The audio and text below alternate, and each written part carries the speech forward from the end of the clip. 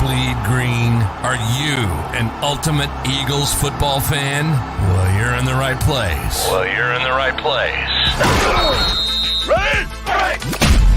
This is Birds 365, hosted by the new Mac and Mac, Jody McDonald and John McMullen. Here we go. Who collectively have covered and talked about more than 50 plus years of Eagles football. Kick off your day with Birds 365. You'll get debate. We love to argue. You'll get the real story from inside the locker room. And you'll hear from some of the great football minds from around the region. You're about to become an Eagles insider. Get in the game. Join Jody Mack and Johnny Mack and join the football community that flocks to Birds 365. Birds 365 starts right now. Welcome to the NFL. Let's go.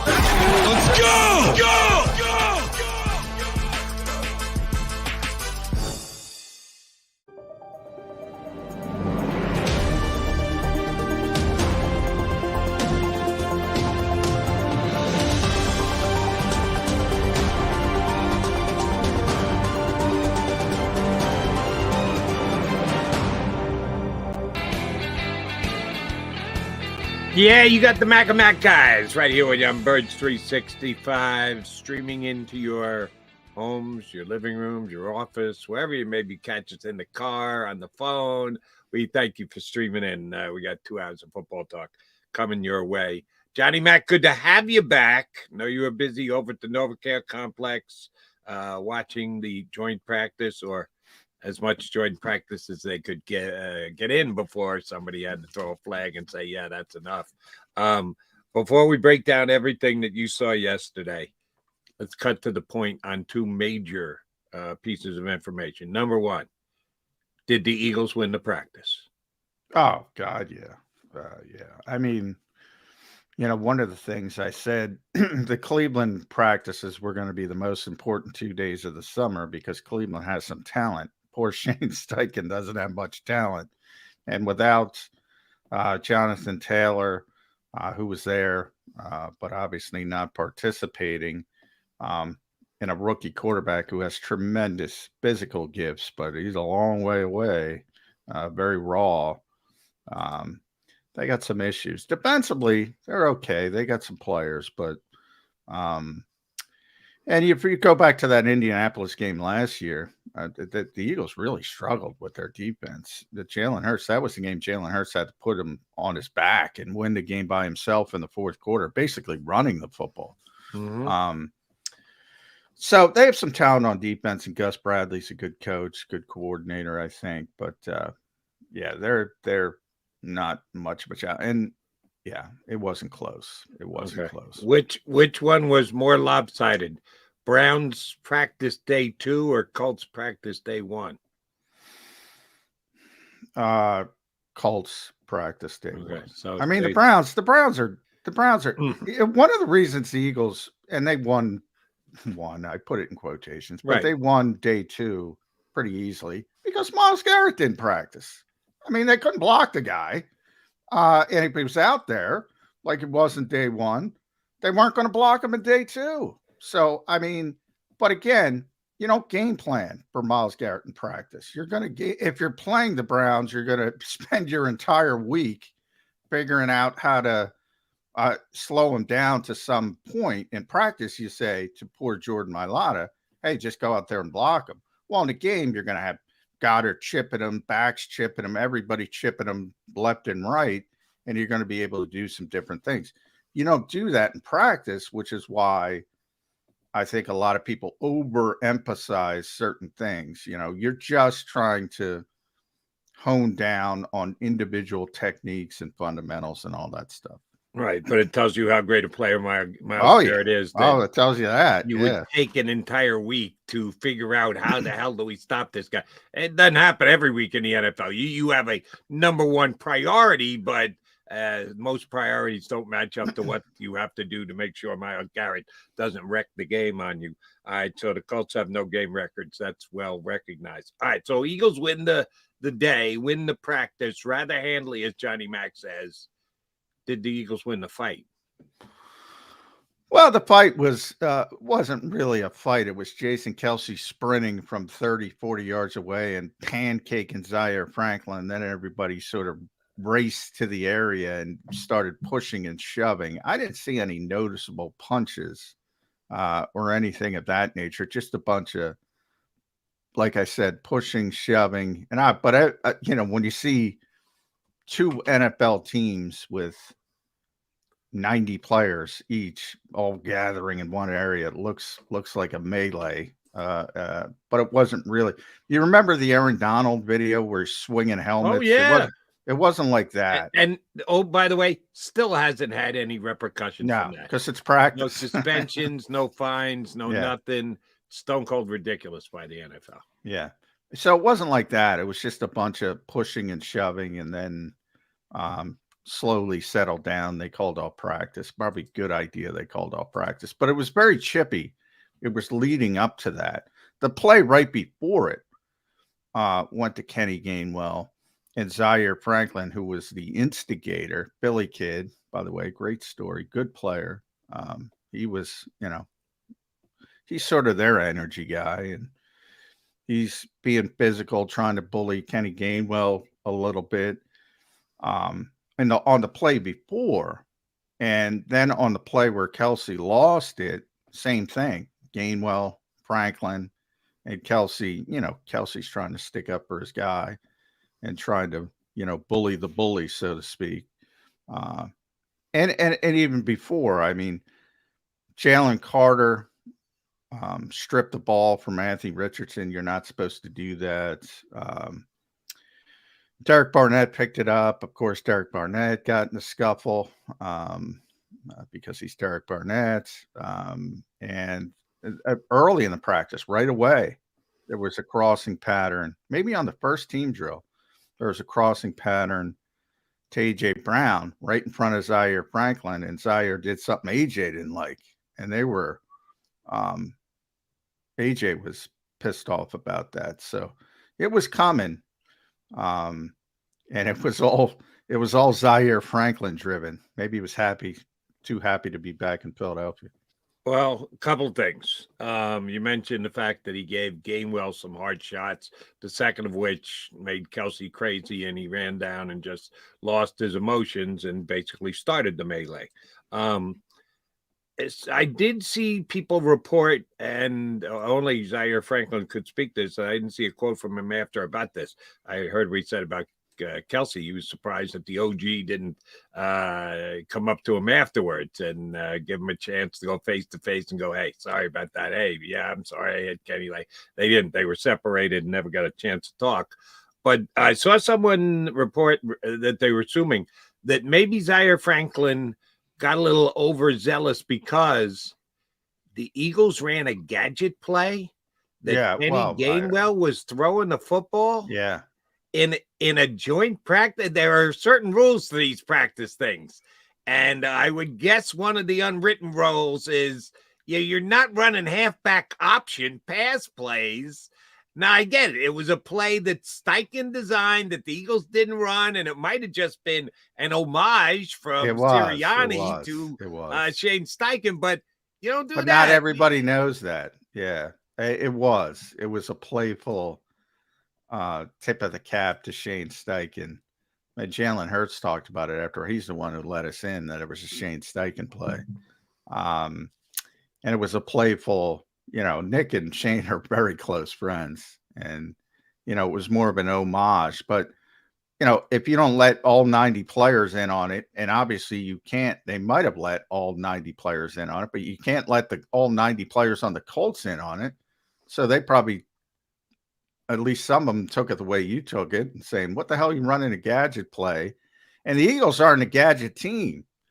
I talked to Shane Steichen about that last year. They don't do anything gadgety. And Shane was honest about it and said, we don't have to. Why would you do that? We're good. Yeah, that's for bad teams, basically, is what he said. So they're not a gadget team to begin with. And they pull it out. So yeah, I didn't take it that way, but I could see some of the Colts looking at it that way. So as could I, because they don't know that it's a tip of the cap, homage, use whatever you want to describe it between coaches and coaches. They just know, well, wait a minute. I've been playing scrimmages forever, and nobody's ever run that kind of a play during a scrimmage. So I could see where the Colts got a little perturbed by that particular play. By the way, it worked. Was the guy. It worked. Yeah, he was. Calcaterra was open, made a good catch. So not surprising that it worked. But yeah, and we also learned from that Kenny Gainwell is ambidextrous.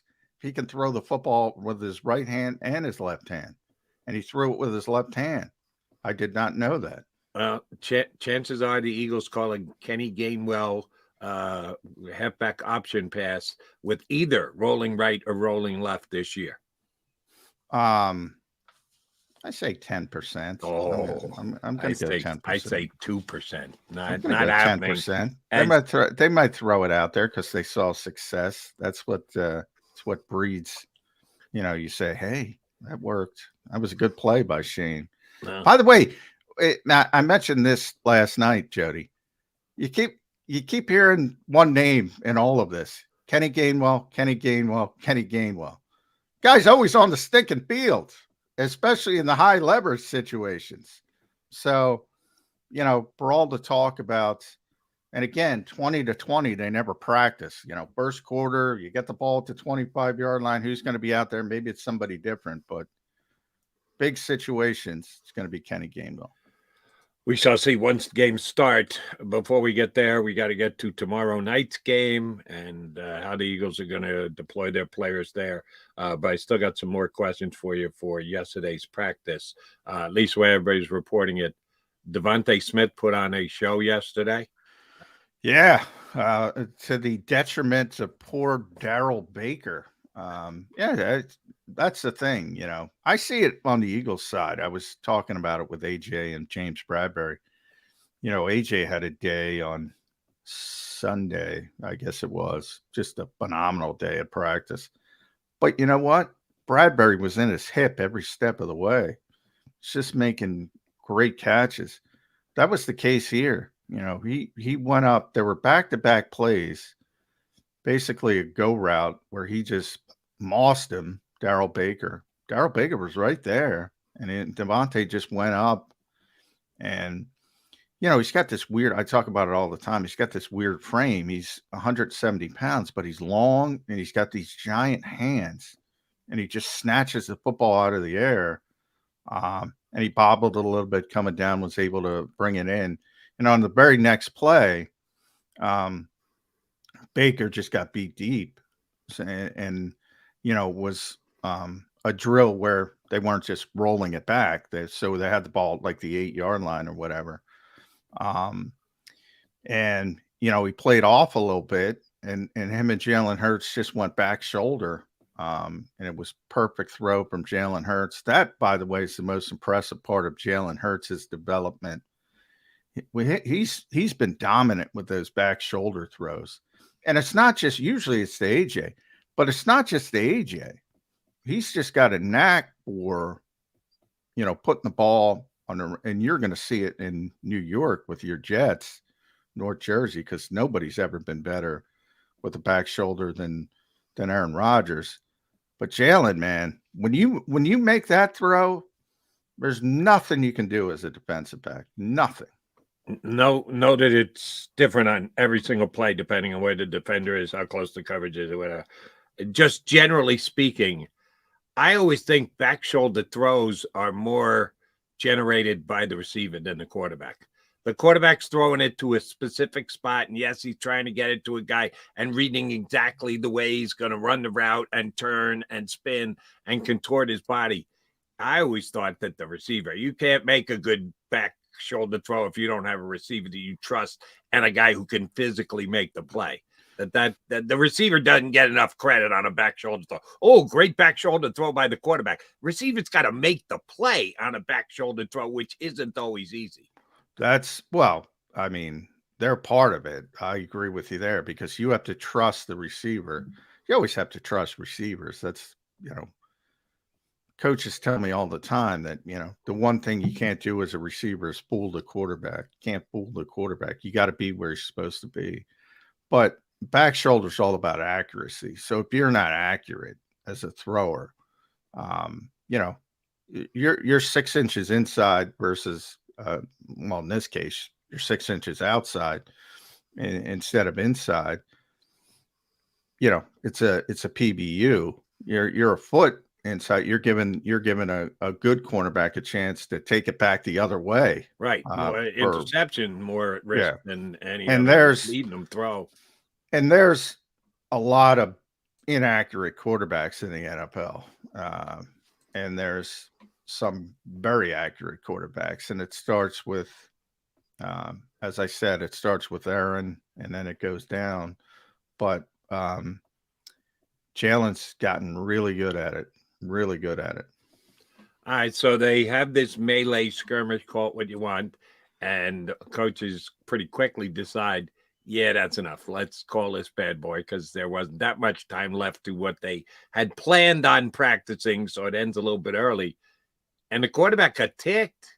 He wasn't done. He wanted to finish out. He knew full well, this is it for me. You're not seeing me until I jog out on the field up in Foxborough. So he was a little appreciative of the fact that they called off the rest of the practice. And that's basically Jalen Hurts. He always wants to play. He always wants to practice. He's always driven. He's always motivated. He's always laser focused. And that came out again yesterday. He get over that pretty easily? Yeah, I think so. It was 10, 15 minutes. They might have had one more period with the burst team. And that would have been it anyway. So it happened late in practice. I mean, I knew they were going to call it as soon as it happened. I mean, that's the way the NFL is going. Anything happens, they're just going to shut these things down, whether it's games or joint practices. But I don't think it's going to matter one way or the other. But Jalen is very focused. He's also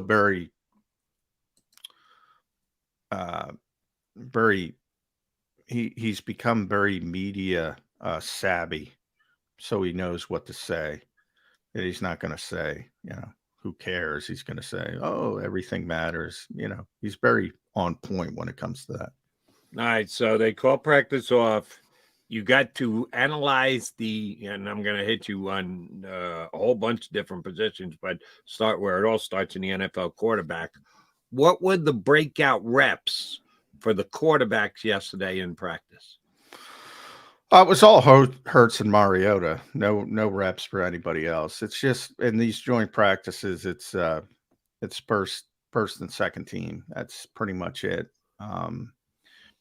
So that's why the Eagles value them so much. That's where the key players get all the work, and the game is for the other guys.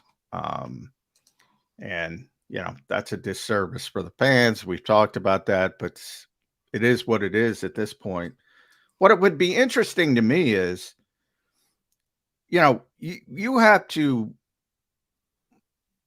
jointly negotiate these joint practices. So it's not like the NFL is decreeing you have to have joint practices. These are between the teams and the organizations. Right. There might be some year that the team says we don't want to do it for whatever reason. Maybe they have too many injuries. You've seen it around the league with guys canceling for different reasons.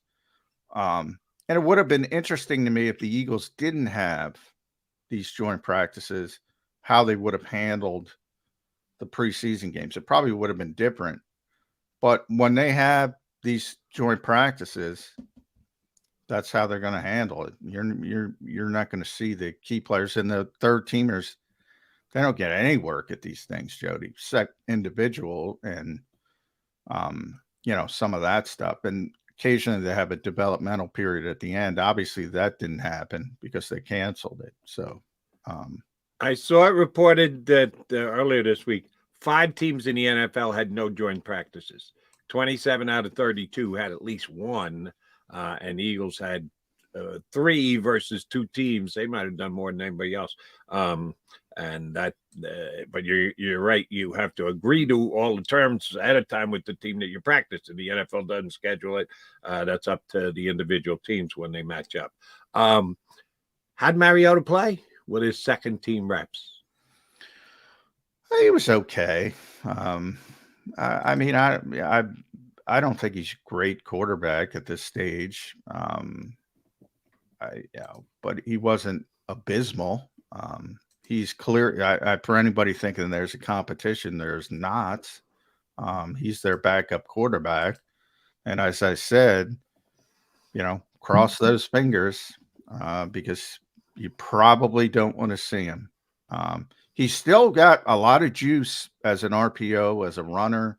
Still can run the football really well. But I was just talking about accuracy. He's not accurate. He's not an accurate thrower. Never has been. And it hasn't gotten better. So, if he has to play, I think you're going to see this team even go more RPO heavy than they are with Jalen Hurts, because I don't think he has the accuracy to throw the ball consistently. Should the Eagles be at least evaluating the situation, or just throw your hands up and go, we made the decision. It is what it is. We got to stick with it. We got to live or die by it. Do you think that's going to be the team's attitude? I don't think they would die by it. I think if he had to play and played poorly, they would address it at that point and say, all right, let's take a look at the kid who's done some.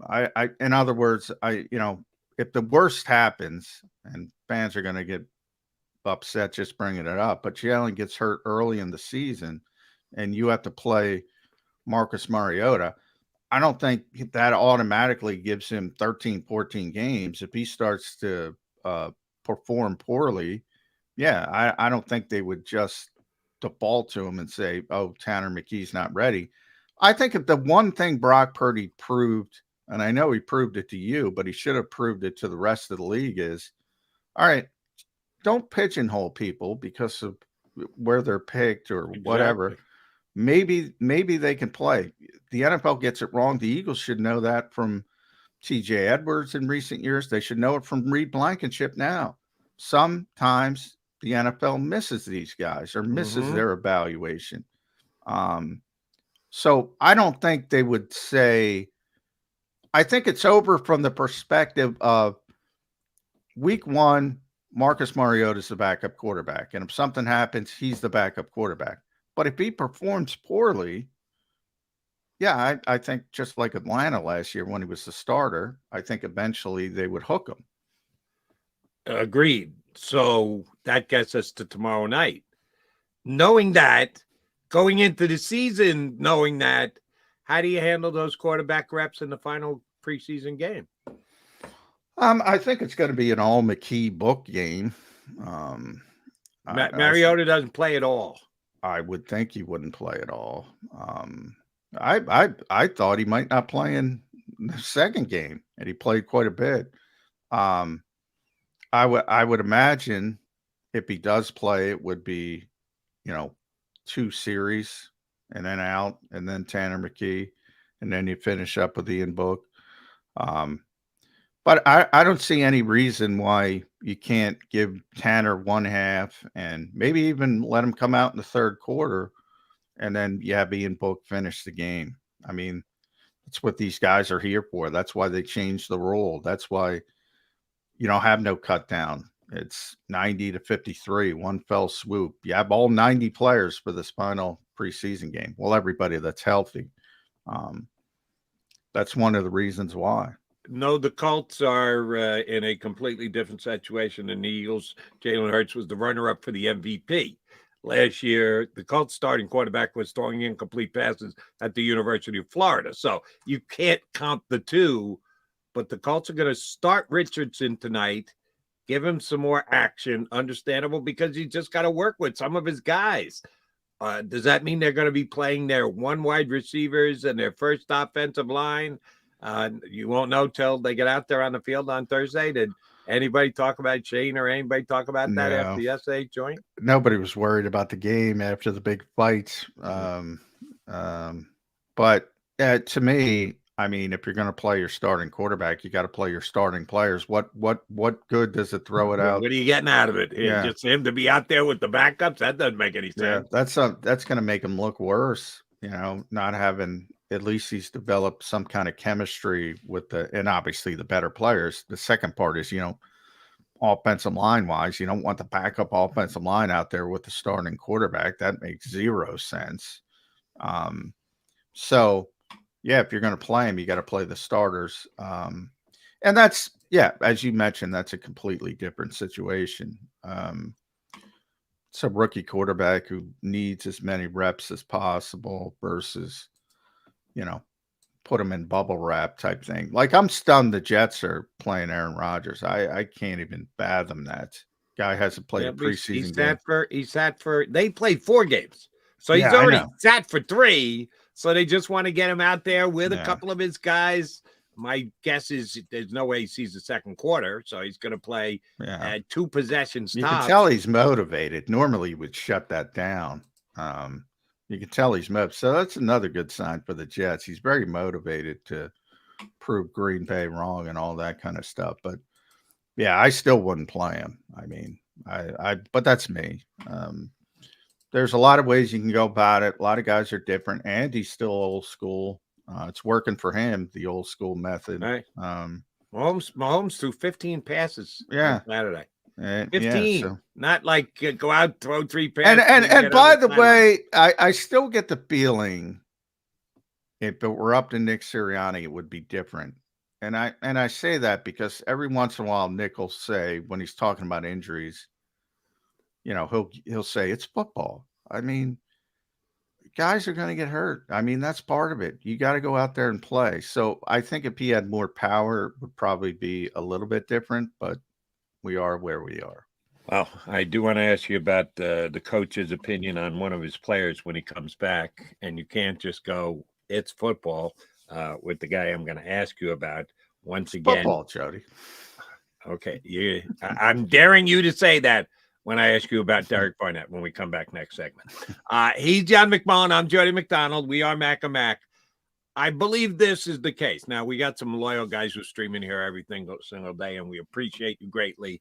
We're assuming you're the 3 guys with the like button all the time. Come on, show a little love to Mac and Mac. Feel free to hit that like button. There's a lot of people who hit the like button on YouTube, but we can't see it during the show. You're sure of that? I'm not sure of that. Anyway, so if you do want to, you can hit the like button. I don't believe this has ever happened. Johnny Mac, today is show number 593. I don't know we've ever had anybody tap out right before the show starts. Our buddy, Brandon Lee Gouton, was scheduled to join us, scheduled to be on the air already by now. And he's under the weather, and he sent me a very early text apologizing and begging off. I don't know that we've ever had anybody do it morning of. Night before, yeah, sorry, I overscheduled. I'm sick as a dog. Well, hey, we had Mike Gill, but Mike Gill told me he was on vacation, yesterday afternoon. So, even that. So we got tapped out on twice. Yeah. Because I was like torn asunder by Mike Gill's late to vacation plans. Okay. And BLG, I asked him, he said he'd hop on, and then unfortunately came up under the weather today. Maybe that'll be fitting that we bring up the player that I'm going to bring up, who I think should be tapped out of the Eagle organization before the season starts. We'll see if John thinks that's going to be the case. But yeah, a little bit more of Mac and Mac today. Hour number 2, we're going to get our guy Martin Frank up, which, by the way, hopefully I had never, maybe Martin taps out in the next hour. Am I putting the cart before the horse here by promoting Martin Frank? You told me you saw Brad Spielberger yesterday at the Eagles practice. Yeah, and I call him the rangy Brad Spielberger now. He's like a long corner. I've never met him. We've had him on the air. He does a great job whenever he comes on. He's a very good writer. But I've never met him. And you said big guy, surprisingly big, rangy, if that's the term you want to use to describe him. Tall guy. Tall, very and thin. I said, tall, thin. He's a corner body. I said, is he as tall as BLG? And your response was, No, nobody's as tall Nobody's as as tall as You BLG. got to go to the NBA to get somebody taller than BLG. So our bigs not with us today. Somehow we'll get through. How tall is Martin Frank? Martin's he's a little bit taller than me, I think. So he's got to be 6 foot, 6'1". I'm 5'11" ish. He's got to be 6 foot, 6'1", I would say. I think. So we'll squeeze Martin Frank in today if he doesn't tap out between now and 9:20. We're going to tap out for a quick timeout, come back. I still got things from yesterday's practice and looking ahead to the Thursday game. The Jalen Hurts Sports Illustrated curse. I got to ask Mr. Sports Illustrated about that here today. So we got a lot yet to do. Keep it right here on Birds 365.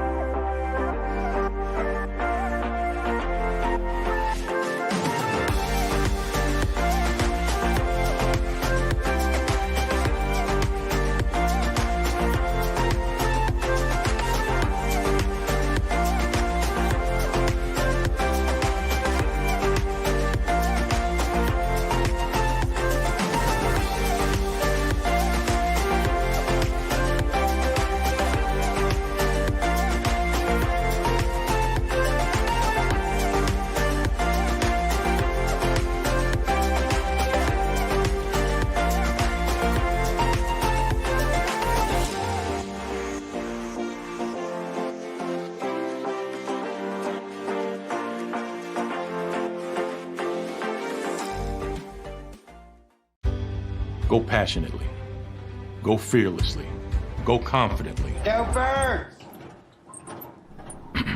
Go confidently towards your goals with First Trust, Philly's hometown bank for nearly 90 years, and the official bank of the Philadelphia Eagles. We're focused on getting you over the goal line. So go with conviction. Go with trust. Go Birds! And go forward with us by your side. First Trust Bank, the official bank of Philadelphia dreams. Oh, and go Birds.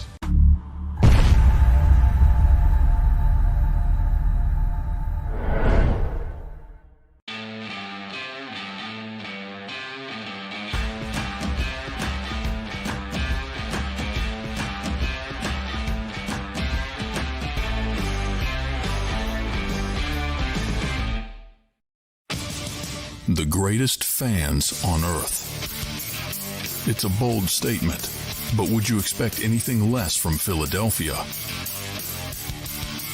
58 years of heartache creates a toughness, a grit, a resolve not found in most. Sure, our prayers were answered, but now that we've had a taste, we're looking for more. Pondley Hockey, official partner of the Philadelphia Eagles. Go to get your game on. Go for the beers. Go for the cheers. Go for the hit and the hits. Go for the stakes and the stakes. Go to get your parlay on. Go to get your party on. Go for the scene. Go for the screens. Go for the gallery. Go for the win. Go to Ocean. Visit theoceanac.com to plan your visit. EAGLES, Eagles.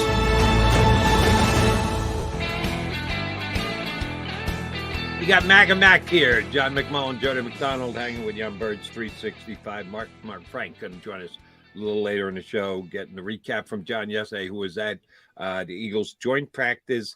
Last time you're going to see the starters before New England when game one rolls around.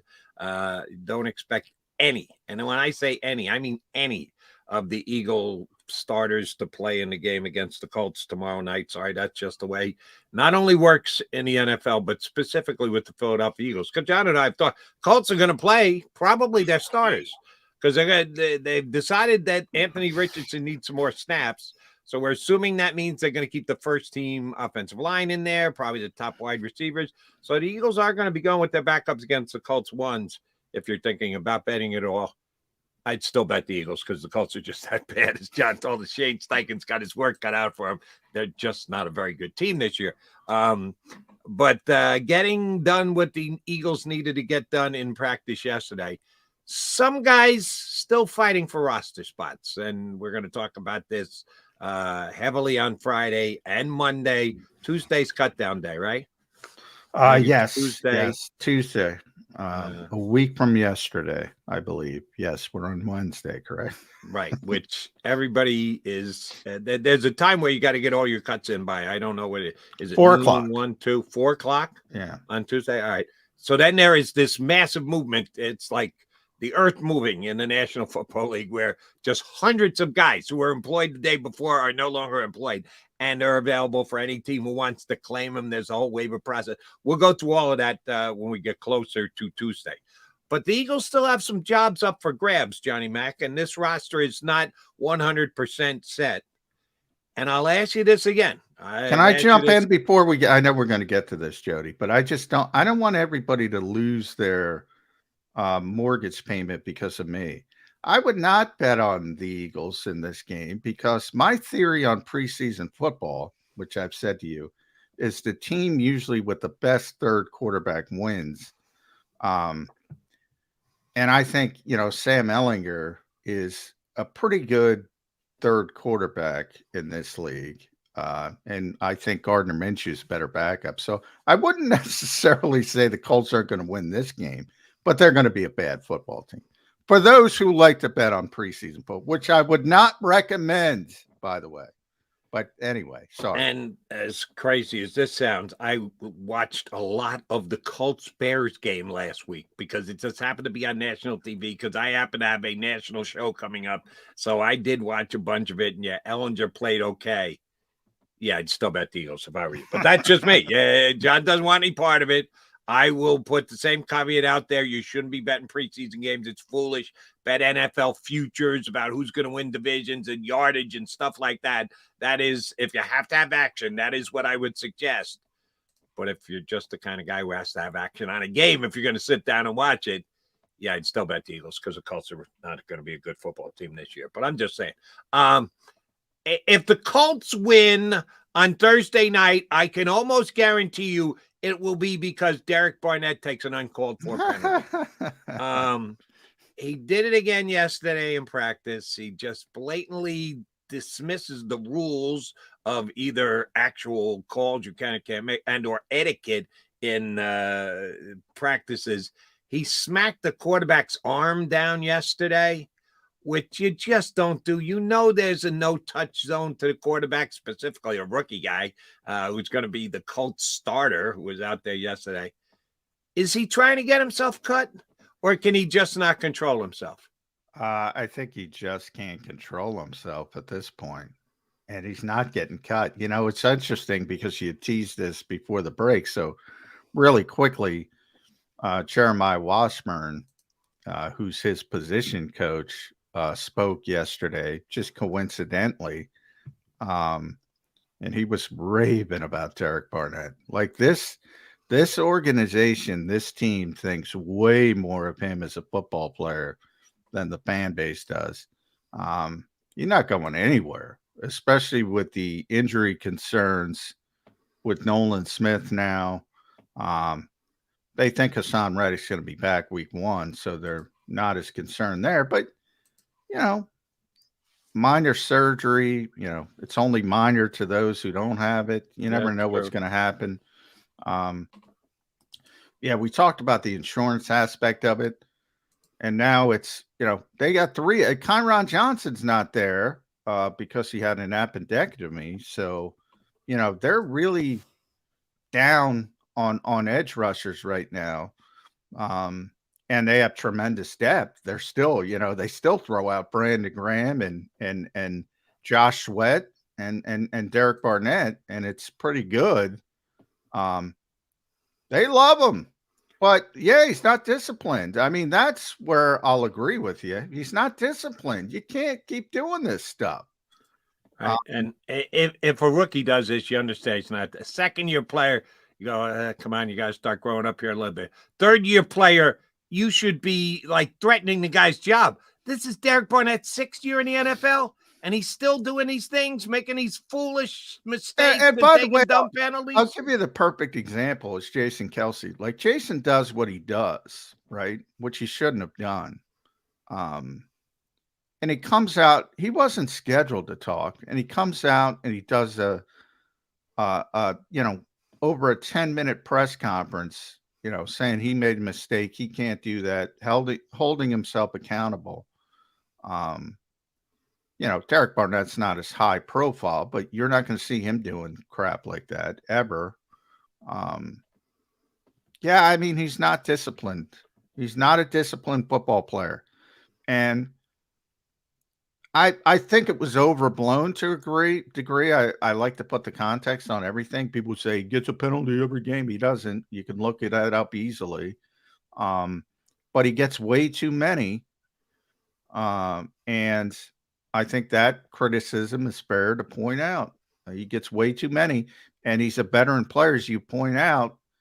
It would have changed by now if he learned from the mistakes. He's not learning from the mistakes, but the Eagles seem willing to put up with it. Who do you think has a better chance? Take them both off the Eagles, put them on another team, new scheme, whatever else. Who do you think would have a better chance to have a more productive year? Janarius Robinson or Derek Barnett on another team?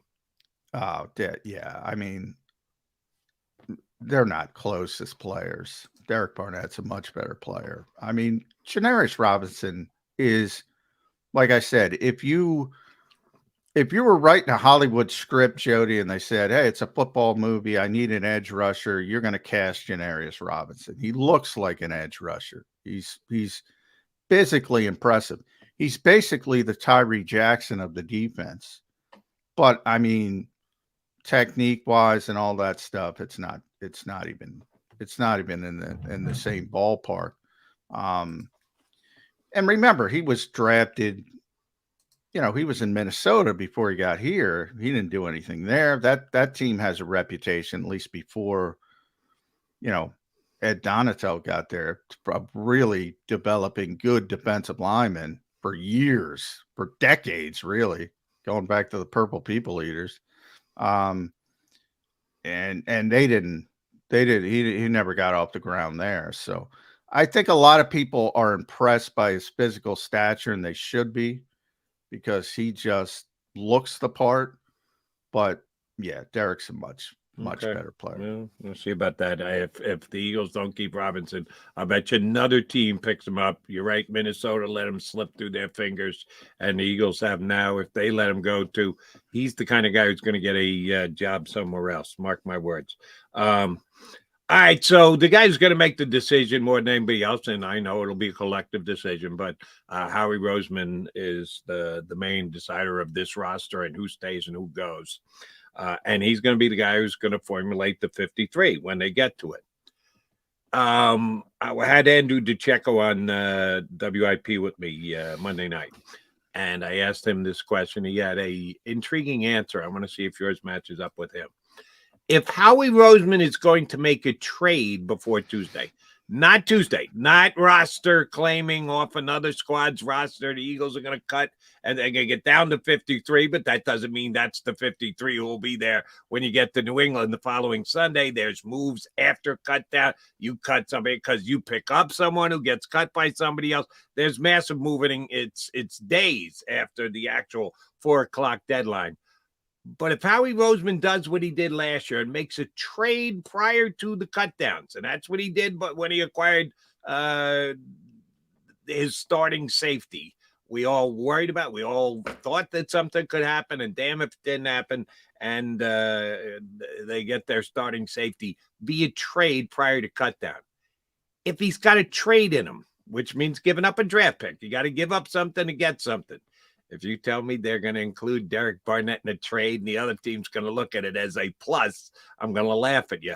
But if Howie Roseman's going to do a trade, what position do you think he's going to be willing to give something up to get a better level player than someone who's going to hit the waiver wire on Tuesday?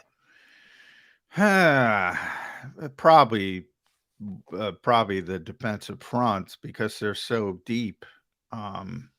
in both. I'm not talking about who they'll give up. I'm talking about what they're trying to acquire. What position they're going to target because they think they need an upgrade at that position as of right now, and they'd be willing to give up an asset, probably draft pick, to get that player and upgrade that position. I still think linebacker. I still think linebacker is the most logical one. And then from there, believe it or not, I think it might be backup offensive line. I don't think they're, somebody asked me on a different show, like besides the obvious linebacker safety, uncertainty of running back, what's your biggest issue with the Eagles? What could derail the season? And I said, multiple injuries on the offensive line. I've already seen it at the end of the Doug Peterson era. If the wrong two go down on that offensive line, and all of a sudden, we've already seen it a little bit in training camp. Landon Dickerson got spiked, had to sit out for a little bit. Suo Pet is in there. Josh Sills is in there. You've seen multiple times the difference between this team when Lane Johnson's on the field, when he's off the field. Oh yeah.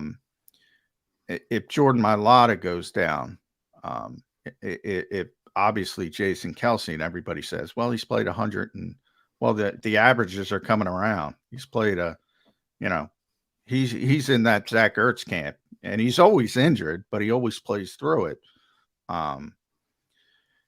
Yeah, they're not nearly as deep as they once were on the offensive line. And I think Jack Driscoll's a good backup.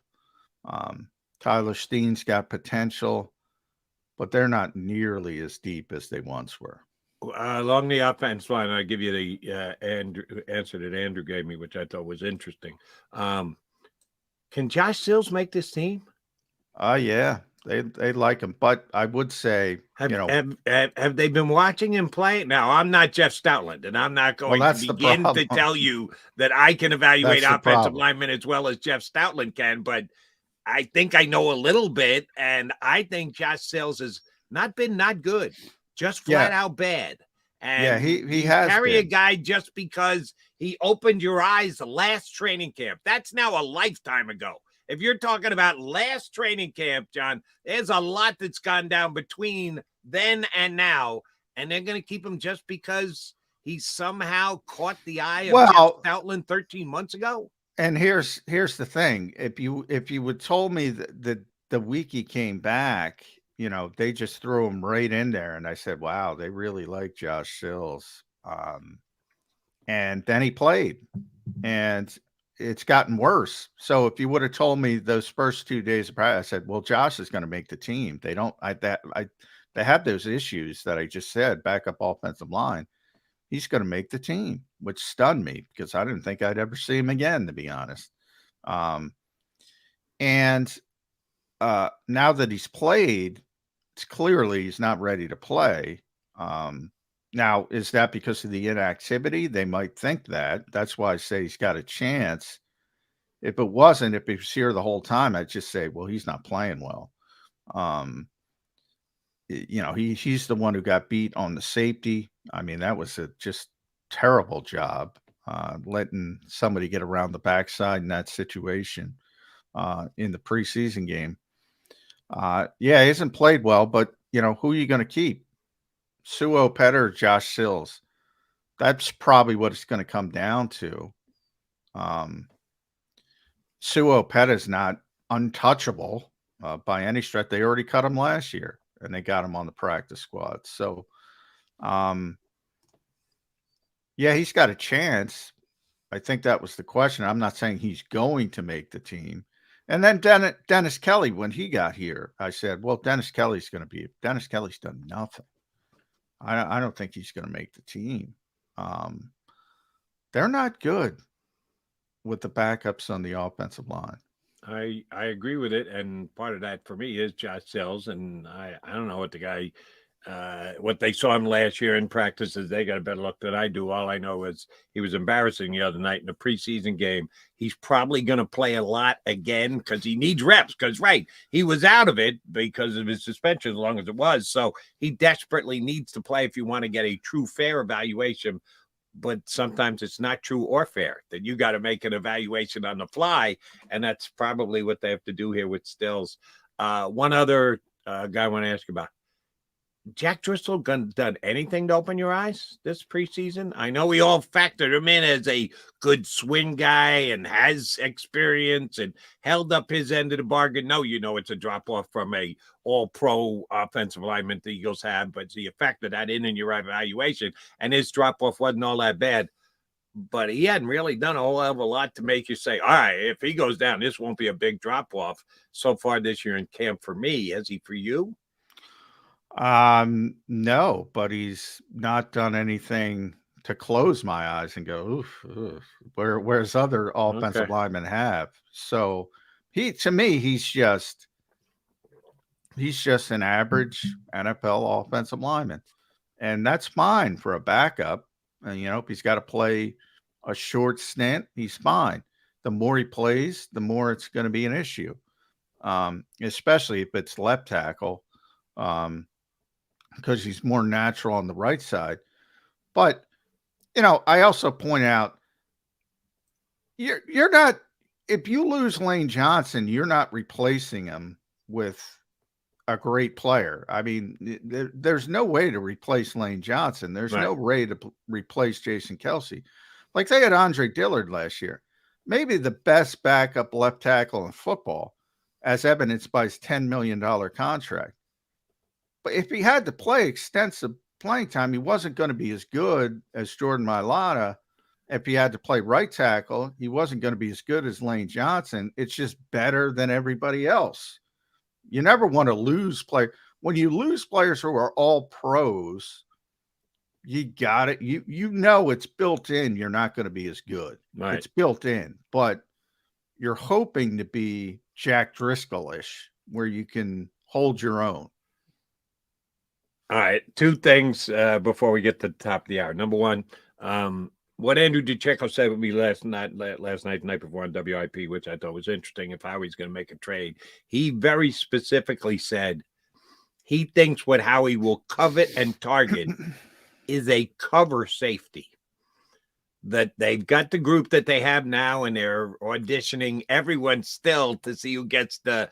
Did you hear our back and forth yesterday, Jody?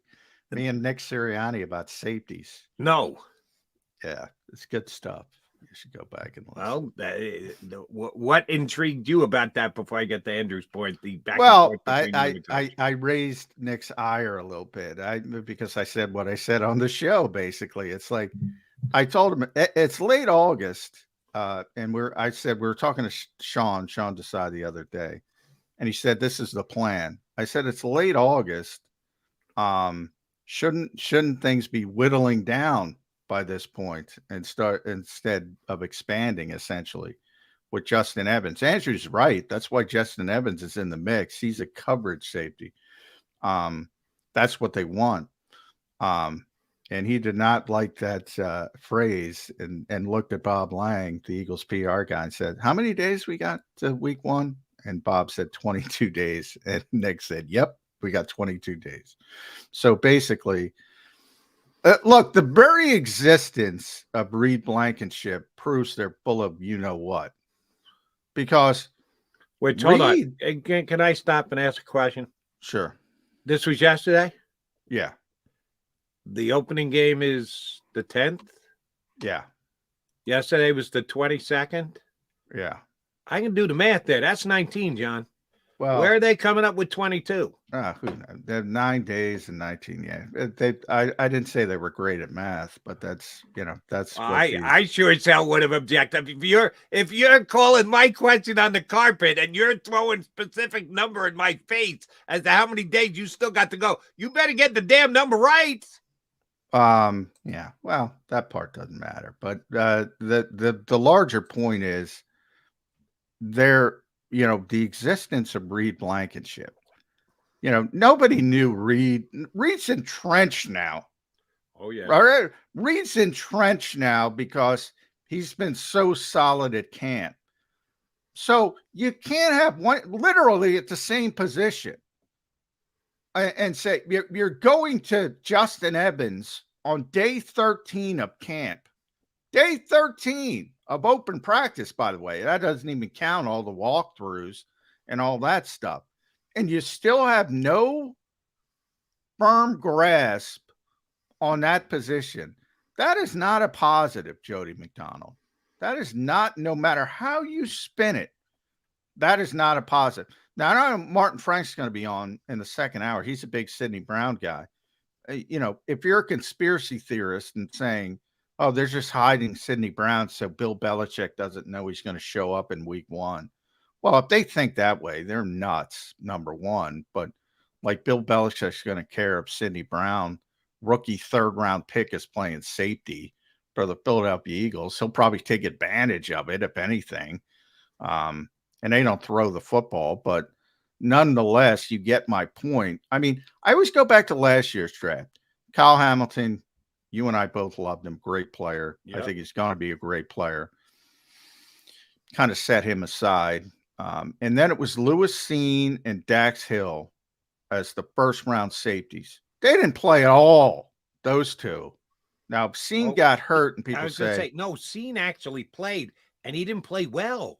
No, he didn't play. And then he got hurt on top of it. No, he played on special. He had one defensive snap, and he didn't play at all. Their safeties were Harrison. I was thinking of preseason because I remember reading about, and I had a preview guy on to talk about it. He said, no, disappointment. Didn't play at all. But that's why it was a disappointment. Cam Bynum was their Marcus Epps. He played like 100% of the snaps. And Harrison Smith got banged up a couple times. He had a game, but he played 100% when he was out there. And then their third safety is a kid from Michigan named Josh Metellus. He was their fourth safety. And he got hurt on special teams. He didn't play at all. And then Dax Hill at least had the excuse of being behind a really good safety in Cincinnati, Bates, who they have now lost. So maybe he's got something, but I don't know. My point is neither of them even played.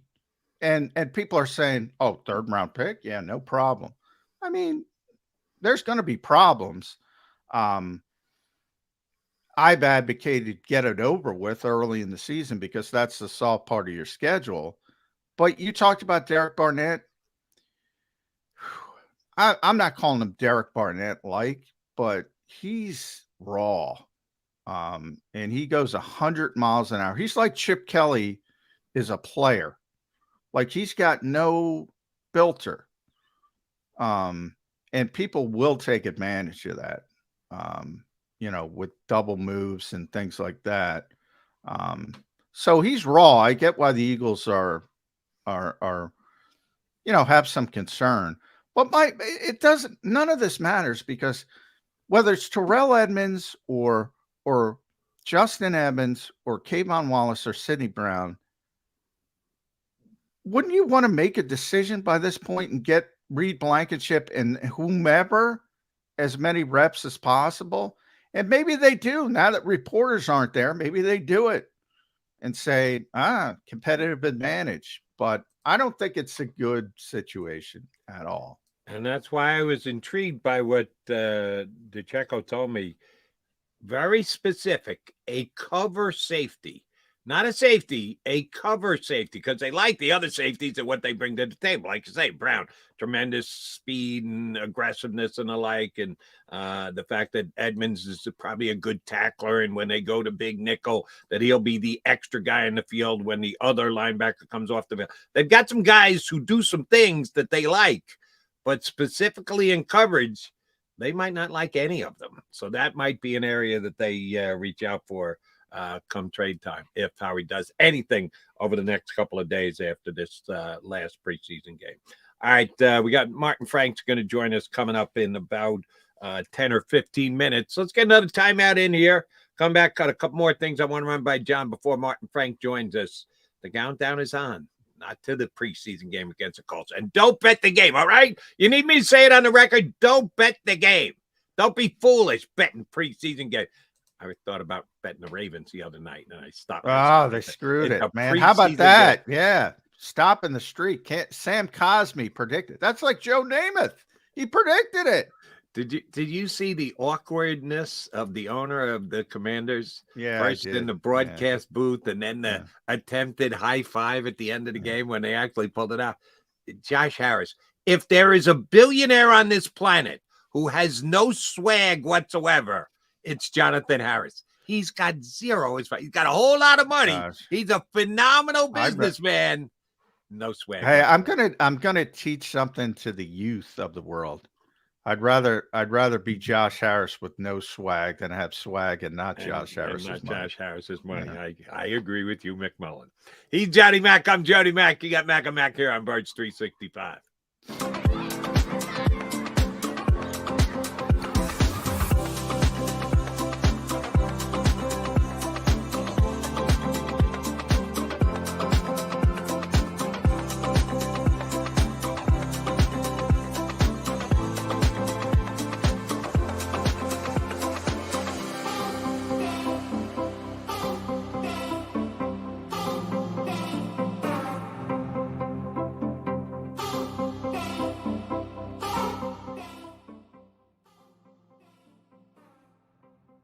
If you own a company and you're not producing a podcast, you're missing out. The public consumes messaging when they're ready. Join the professional podcast network of companies and let JAKIB Media Partners put you in the podcast arena. Come to our professional studio, or we'll come to your place of business and professionally produce your company podcast. Call JAKIB Media right now at 267-261-3428. 267-261-3428. Heading down the shore, have a ball once more. Here, imaginations run wild and time stands still. Because here, you can find the best of the Jersey Shore, all on one 5-mile island. So leave the old you behind and get lost in the woods. Wild, wild, wild wood days.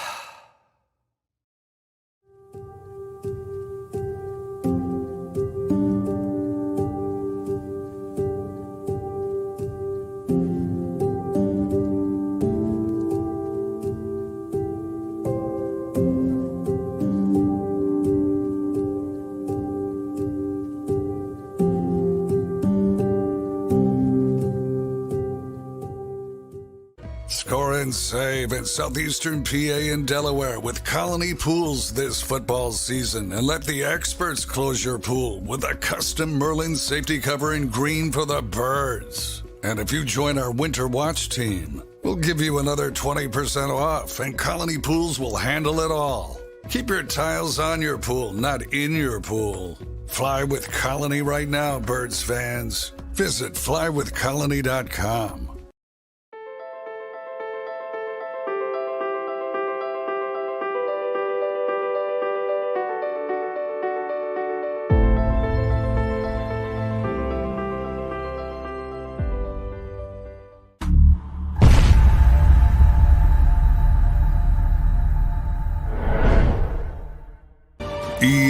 EAGLES, Eagles.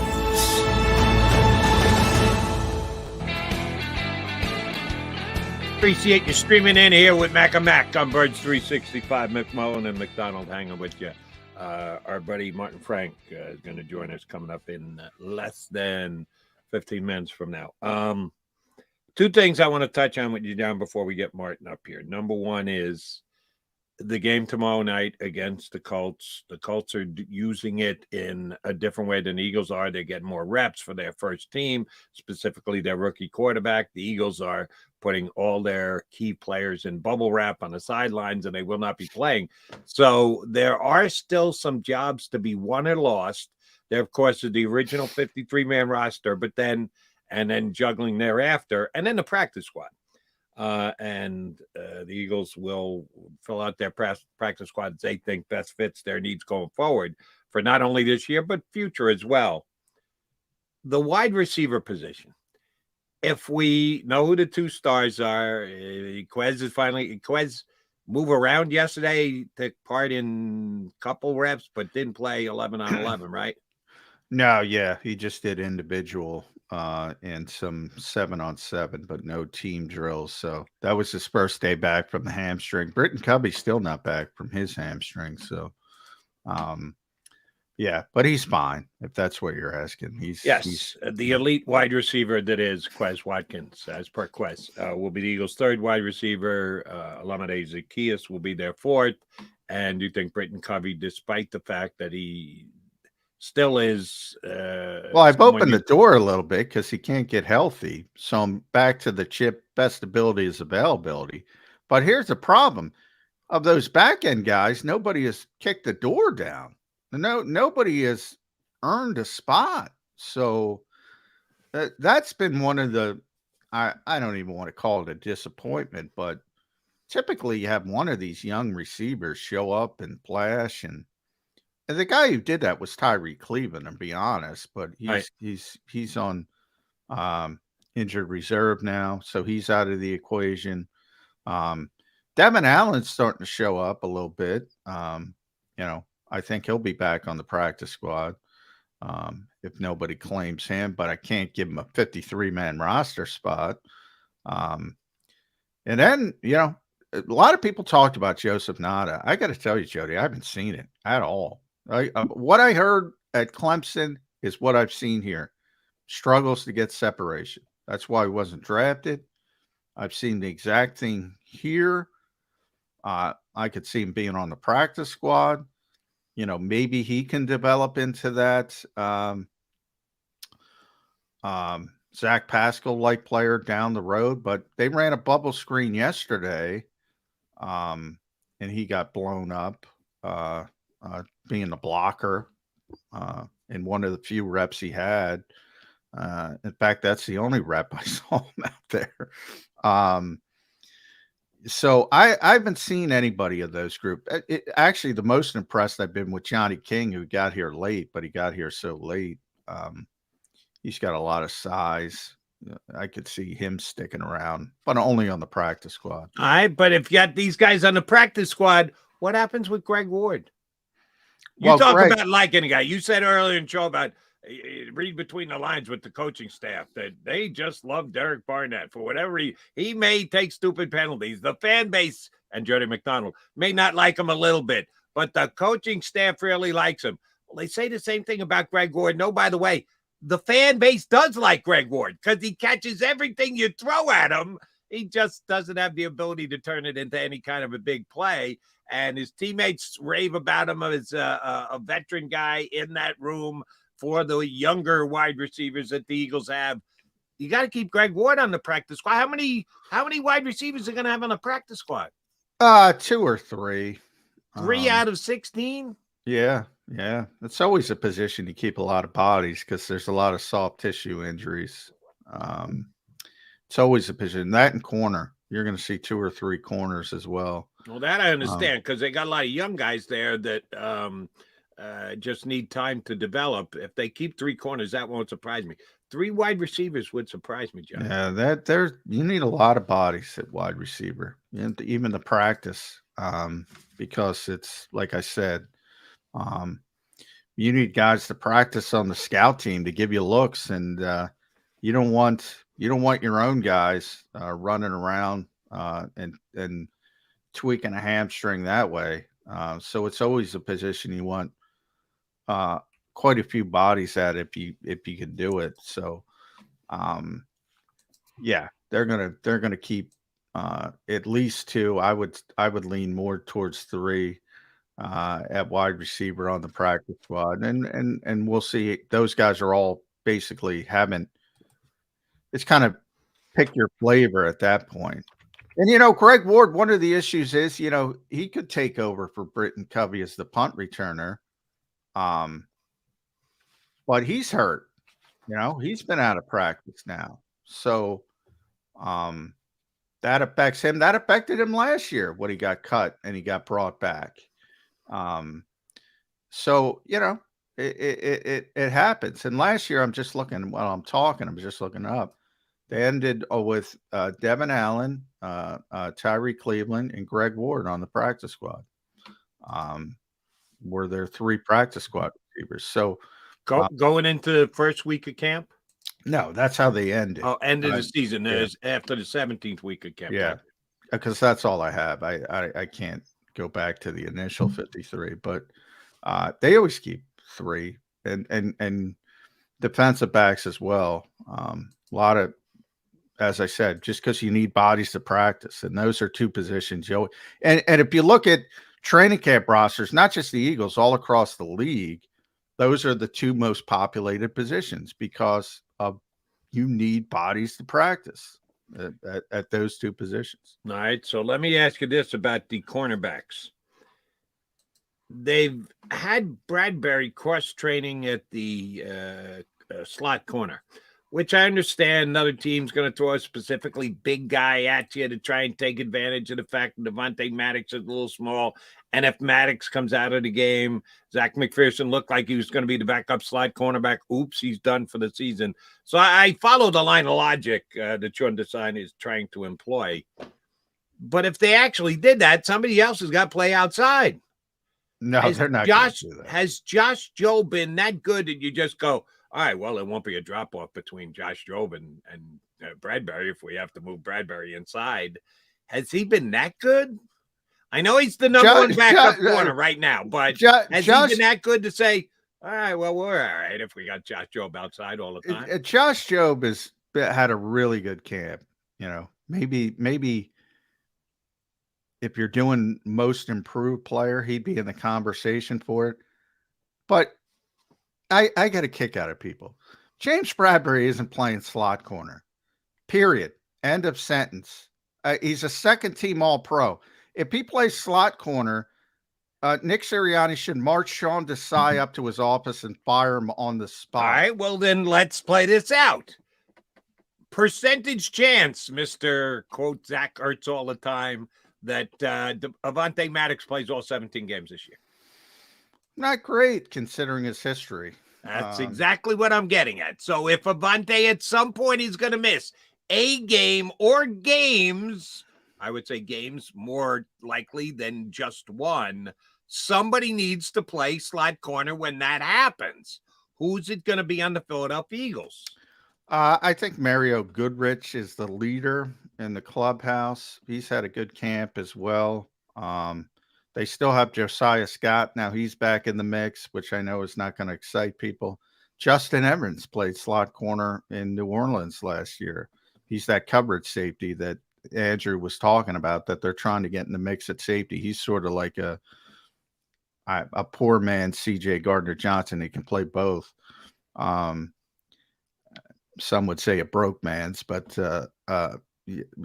yeah. So you get my point. They got a lot of bodies before they get to James. But James Bradbury's not playing slot corner. I don't look. Sean throws a bunch of. It's like Jalen Carter gets a couple reps outside. He does it, and I looked this up because I wrote about this, Jody. There's this mentality that, and last year we saw it with Hassan Reddick, right? Gannon would get killed for dropping Hassan Reddick in coverage. I'm like, what? You always drop people in coverage. It's called a curveball. If you want to use the baseball analogy, you don't go out there and throw the same fastball 100% of the time. So I looked up James Bradbury's stats. He's played, I don't know, 280, I forget the number, 280 snaps inside during his NFL career. He's an outside corner, but as Jim Schwartz would always say, football by its nature is reactionary. Sometimes the offense forces you to go somewhere, and he's getting him a rep because he plays there 35 times a year, maybe. He'll get 35 snaps there a year. He's a second-team All-Pro outside corner who makes over $10 million a year. They're not playing him in the slot. These people are nuts, Jody. All right. I will not go to, you're sounding like 0.0 chance that happens. I'm not there. I think they're doing this for a reason, and it's going to take several things to happen in advance for it to even become a possibility. So the probability is very small, but it's not zero. I'm going to give you one where I think the probability is absolute zero. And kudos to all our streamers here on our Birds 365 show. You guys are here every single day. Sometimes your comments are funny. Sometimes your comments are off point. Sometimes your comments are ridiculous. But here's where I'll give you a lot of credit. Unlike in other venues, at least the guys here on our stream, Johnny, you weren't here yesterday, didn't go nuts about, ooh, Jonathan Taylor's in town. He's available. Why don't we make a play for Jonathan Taylor? I took 2 calls on it last night. Boy, I'm giving credit to our stream because they didn't jump on that. Way too obvious. Has no chance. Zero. Johnny Mac is almost at zero with Bradbury playing in the slot. I will give you absolute zero chance that Jonathan Taylor is traded to the Philadelphia Eagles. The Eagles aren't going there. Howie Roseman's not going there. They're not going to give up what it's going to take to acquire him, and then they're not going to negotiate a new contract with him, which is the reason why Jonathan Taylor wants to get out of Indianapolis in the first place. 0% chance that he becomes a Philadelphia Eagle. And yes, in other outlets, why can't we get Jonathan Taylor? What do you call it, John? You got a great phrase for that too. The superstar must have or something like that. Anytime a player's name comes up that's recognizable, big name trap. Yeah, the big name trap. Big name trap here. Don't fall into it. It's not happening. He is not coming here. The Salem, New Jersey homeboy is not coming home. He's not going to be a Philadelphia Eagle. And good on you guys that you didn't bring it up here yesterday. That's one that is, for me, absolute zero. That one is not have no chance, no how.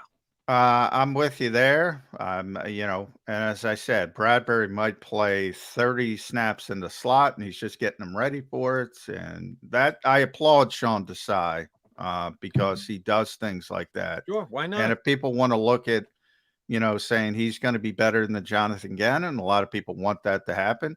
There's an example of it. Like he'll give people, you have to do it. Jalen Carter has to take a snap every once in a while outside. He reps it in practice. I didn't see Jonathan do that. Yeah, I didn't see him do it with Bradbury. That's why it became a thing. He's going to have to be in the slot. He's been in the slot 30 times a year during his career. Give him a rep every now and again. I like that, but he's not going to play slot corner. I'm at zero on both, to be honest. 0%. And by not playing slot corner, again, I'm not talking, will he line up there on the rare occasion? Yes, of course. I'm saying play a game at slot corner. It's not happening. It's not happening. He's one of the best outside corners in football. And I have too much respect for Sean Desai, who I just met, to think that's insane talk to take one of the best outside corners in football and put him inside because one's more valuable than the other. Right. But how many times is Slay going to play a guy in the slot during the year?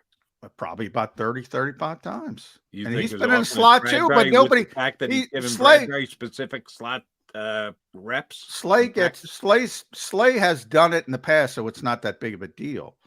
People don't make a big deal out of it. And Slay moves around more. But no, he's not going to play in the slot. Has he taken reps? Yeah, he's taken reps for years coming out of, mainly because of what the offense lines up in. Sometimes. Like, here's a perfect example. The Eagles use a lot of empty sets, Jody. So they will kick the running back outside, whether it's Boston Scott, Kenny Gainwell, DeAndre Swift, and they'll have Devonta Smith or A.J. Brown inside, technically playing the slot. The Eagles, like A.J. Brown, is not a slot receiver, right? But he comes from the slot every once in a while. Not a lot, but he does. Same thing with defenders. True. Sometimes it's reactionary, and he gets them reps there to get more comfortable. That's all it is. It's only smart. He is John McMullen. I'm Jody McDonald. We are Mac. We are hoping to get Martin Frank connected. I keep seeing him popping up. We're having all kinds of trouble. Could be technical difficulties. Don't know. We already had difficulties with BLG getting sick. He got so nervous being on Bird Street. No, Brandon doesn't give a thing. He's a little under the weather. So we missed out on him in hour number 1. We're hoping that Martin Frank join us next here on Birds 365.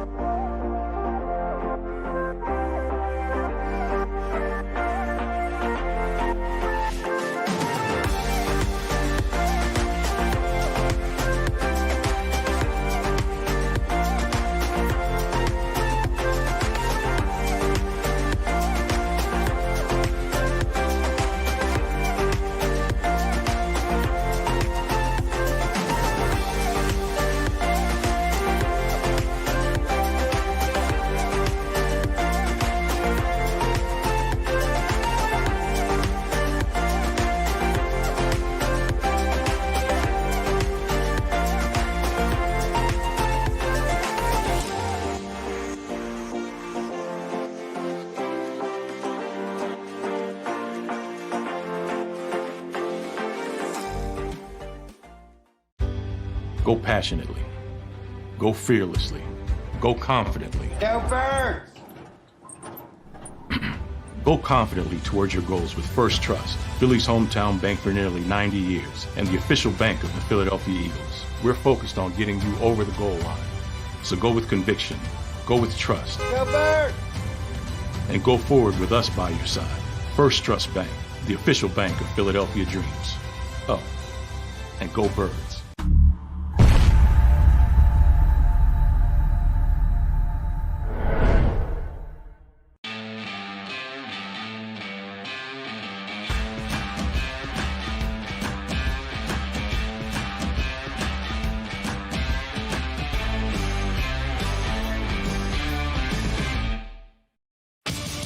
The greatest fans on earth.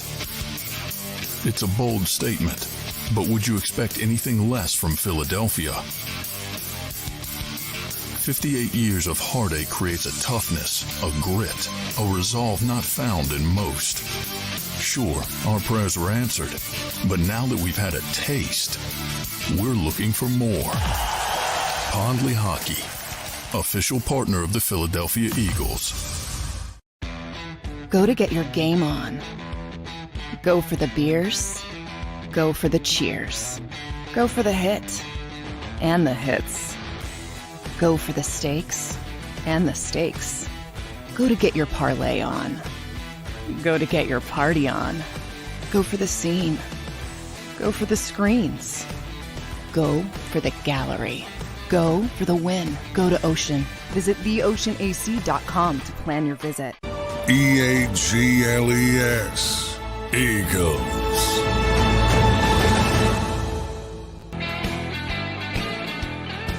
All right, we see a smiling face, but he's not live today. But that's okay. We can certainly work with the fact that our pal Martin Frank is on the phone with us here today. Martin, appreciate your jumping in. The Eagles did some bad math with John yesterday, so I'm going to ask you if you've done the math. How many days till Patriots Eagles in Foxborough? Less than 3 weeks, right? 2.5 weeks. Right, but somehow John asked. Were you there yesterday when John asked the question? Yeah. You said 3.5 weeks, right? I said I think 22 days. He's off.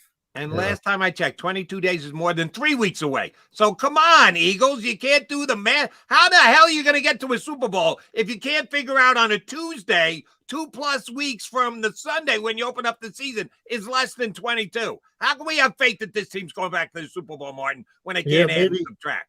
Maybe he's already looking past the Patriots to the Vikings 4 days after that. Maybe that's there it is. 22 days. Well, yeah, because home game McMullen, is that the problem? And it's interesting. Probably the secondary will be more important in that second game than the first game. I talked about. People. Zach Cunningham might play 50 snaps in New England, and he might play 6 against Minnesota, with the difference of those two teams. So, but I don't think so. I just think they're not good at math. I think the larger point, though, Martin, and what I was trying to make is shouldn't you be whittling down the safety competition instead of increasing it with all these Justin Evans first team reps so late in camp? Yes. I mean, I think you get to that point definitely by next week after cuts are down. I mean, I think by now you should have a pretty good idea who your safeties are, and maybe that's Sirianni keeping it tight to the vest, competitive advantage and all that stuff. But, eventually, beginning Tuesday after is cut down day. So I would think by next Wednesday, I mean, you're at that point, you're preparing for the season. Everything is geared towards the Patriots. So you better by next Wednesday's practice know who your starting safeties are going to be, as well as pretty much every other position. So maybe you don't want to show that right now while we're still allowed in there and going into that last preseason game. But I think it should be pretty obvious by next Wednesday. All right, so I'm going hypothetical here. Let's say you get a text from, I don't know, Bob Lang, and he says the coach wants to see you, Martin. So you get called into the office, so there's you and Sean Desai and Coach Sirianni, and he says, listen, I'm all ticked off at McMullen. I'd have him in here, but no, screw him. So I need your advice, Martin Frank. How should we deploy our safeties? What would you suggest to the Eagles? I know what Martin's going to suggest. Oh, I'm on the Sidney Brown train. Yeah. I think he's the leader. He's the leader. He's to Sidney Brown what you are to Nakobe Dean, Jody. Okay. Yeah. That's a really good analogy. Yeah, I mean, I think I'd go with Sidney Brown and Reed Blankenship week one. And just see how it works out. I mean, I think Sidney has shown me a lot. I mean, lately, the last week or so, he's been getting, first team reps. I know Justin Evans has been working in there, and I know obviously Terrell Edmonds has been working in there. But Sidney, I think, has the most upside of all those guys. Is he going to be ready week one? I mean, that's still to be determined. But I think as the season goes along, he's going to get better and better. And I think the second half of the season, those two will be pretty solid together, in my opinion. Yeah, I agree, actually, Martin. I think they should go with Sidney Brown week one. And my thought process is, get the Jim Schwartz coin startup cost out of the way early, because that's the weaker part of your schedule. Like, if you're throwing Justin Evans out there because Sidney Brown's not ready, and then all of a sudden, Justin Evans turns into, I don't know, Justin Evans. And you want to go to Sidney Brown and say it's week 6 and Aaron Rodgers is on the schedule. He's going to take advantage of that. So you can afford to make mistakes against New England and Minnesota and Tampa Bay and Washington and probably still win games. Where if you get to the Jets or the Chiefs later, the Bills, making a mistake might cost you a game.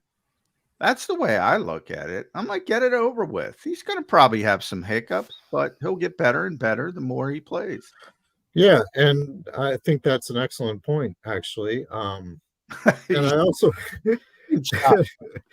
but I also think, like, if you're going with Justin Evans, I mean, what does that say about how you feel about the safety position? I mean, Justin Evans, and nothing against him or Terrell Edmonds, but these guys, they were available at a pretty low cost for a reason. I mean, if you're counting on that, it's like Anthony Harris, when he started. I mean, it's like, all right, well, we got no one else. We got to throw Anthony Harris out there and, take our chances. I mean, if you really believe in Sidney Brown and you drafted him in the 3rd round, you drafted him because you expect him to play and you expect him to be someone on your team for several years. So why not, like, get all that stuff out of the way early on in the season? And the point you made about the schedule is a great one. I mean, they have Baker Mayfield, Tampa Bay. I mean, yes, the Bucs have good receivers and stuff like that, but if you have a defensive line as good as the Eagles, you can get to Baker Mayfield and you can make him throw early, and that'll make a safety look better too. Kirk Cousins could be a pretty big test, with the Vikings, but it's a Thursday night, a short week. So maybe, maybe you're okay. We saw that movie. Poor Minnesota had to open up the season here last year. That the Eagles fans are going to be fired up. They're not going to be able to handle that environment. Yeah, I mean, Mac Jones doesn't really scare me. So I think they can weather the storm early on. And like you said, when they get to like teams like Aaron Rodgers and Josh Allen and all those other guys, he'll be 6, 7, 8 games into his career and he'll have a better grasp on things. I think the upside definitely outweighs the other guys, and you might as well just do it, All right, Martin, I want to take you back to a conversation we've been having since March when the Eagles lost the Super Bowl but had 2 coaching guys poached off their roster for head coaching positions, one of which you saw yesterday down there with the Colts, with Shane Steichen, the other, of course, is Jonathan Gannon out in Arizona. And we talked about the fact that the Eagles have to replace these guys, and it's not easy. And they had the comfort of keeping this staff together till they didn't, and the league came in and said, oh, yeah, we'll give them head coaching jobs. So we know who the 2 hires were, one elevation, one from outside. I'm asking you about the new defensive coordinator, Sean Desai. And we all wondered how much different the Eagle defense was going to be. We know it's going to be exactly the same as the new defensive coordinator. We also know that the head coach likes his defensive tenants, and that we think that that's a reason why Sean Desai got the job, because of a Fangio disciple, and that their changes might not be all that different. Linebacker and safety. Last year, the guys who started at those positions played basically every snap. If they were healthy, they were on the field. At safety, at linebacker, no situational substitutions, no rotating guys. The 2 guys at those 2 positions stayed on the field all year. Right now, we're, let me do the math, not 22, only 19 days away from the first game of the season. And we don't know who the 2 starting linebackers are going to be. We don't know who the 2 safeties are going to be. We're 99% sure on Blankenship and on Nakobe Dean, but the other guy is completely up in the air. Will they decide on one and throw him in there and hope that it's the same as last year? Or are they going to have a rotation at those 2 positions this season? I think ideally they want to settle on starters at each position. And then if it doesn't work, then maybe change it up. I mean, Nakobe's not going anywhere. He's definitely going to be a starter. And obviously Reed Blankenship is going to be a starter. So I think those guys are set. And if, they go with Zach Cunningham week 1 as a starting linebacker and he's not getting the job done, well, then you go with, maybe like Christian Ellis or Nicholas Morrow, or even if Ben Samurin is on the roster, give him a shot. I mean, I think if Zach Cunningham can't do it, then they're in pretty big trouble anyway. But I think the idea would be to settle on guys and stick with them until they can't, and if they can't, then they got to find somebody to put in there. It's the same way at safety. I mean, obviously Blankenship is going to start, and if they go with Sidney Brown, at first I'd like to think if they go with Sidney Brown, unless he's totally messes up, I mean, I think they're going to live with his mistakes when he makes them, especially early on in the season. So I don't think that's going to change. I think, if Sidney's the starter week 1, I think they're sticking with him unless he totally